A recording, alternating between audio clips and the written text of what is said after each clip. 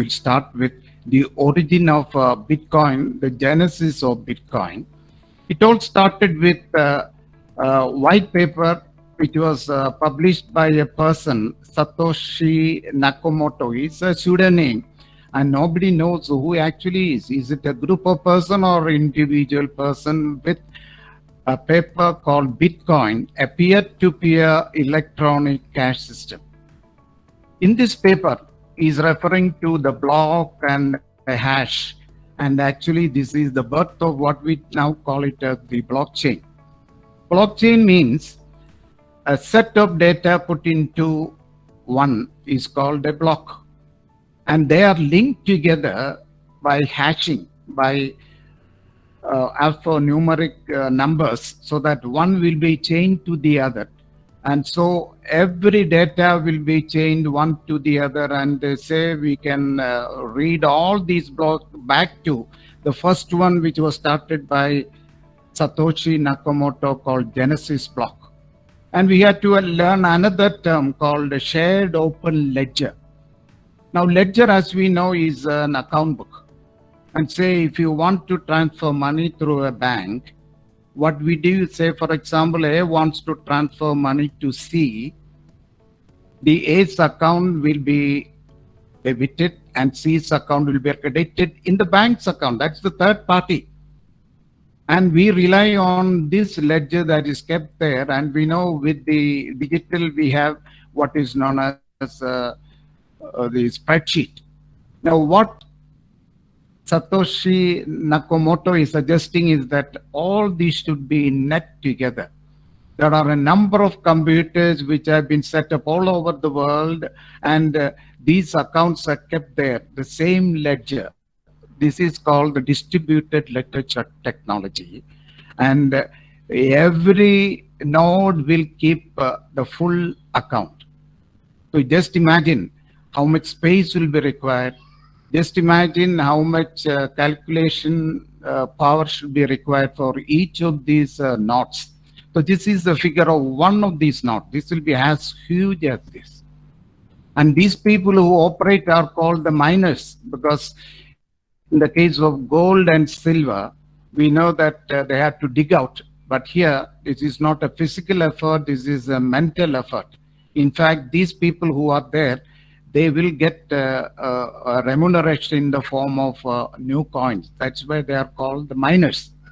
Now say, let us look at a particular transaction. Say I, in Kerala, want to send money to one of my relatives in, say, Canada. So I send a request here, and immediately those people who are online will check on my accounts, whether I have the sufficient number of Bitcoins, whether I have used it earlier, whether I have currently with me. And at the same time, there may be people who will be making a calculation for the hash. And immediately it will be entered in the blocks and it will be hashed and sent to all the ledgers. Immediately it will be entered, and that is how the money will be transferred. So the miners will get a remuneration, and those who want to get Bitcoin, there are three ways of getting it. One is through mining. Second is through the exchange. There are exchanges who sell these cryptocurrencies. And third one is getting in the form of a service. I have come across people who are working in Korea or working for a company in Korea. They are paid in cryptocurrency on Bitcoin. So that is for you the basic technology. I don't want to go anything more detailed on this. And we see the main features of the Bitcoins are, number one, remember, Bitcoin stands for the currency plus the payment system. And as I told you, the heart of Bitcoin is the blockchain plus the distributed ledger technology.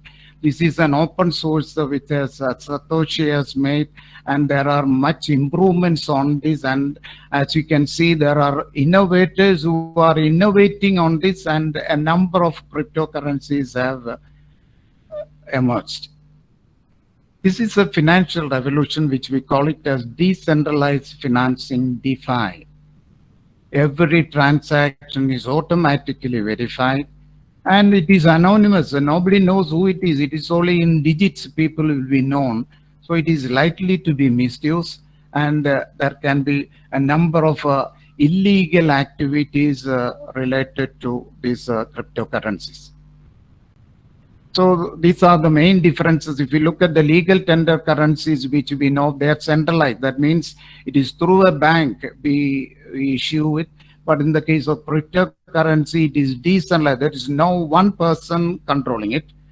Secondly, it is regulated by the central bank in the case of a legal tender currency. And in the crypto, they say it is the code. It is the protocol. That is the law that regulates itself. In the case of legal tender currency, we need to display the know your customer. That means all the details will be given and displayed, and they will be monitored. But in the case of cryptocurrency, it will be anonymous. And lastly, in the case of legal tender currency, what we find is the value is coming down. Say the case of a rupee or a dollar, the value of a rupee last year and this year is coming down. But in the cryptocurrency, we say it is moving up day by day. So these are the major differences.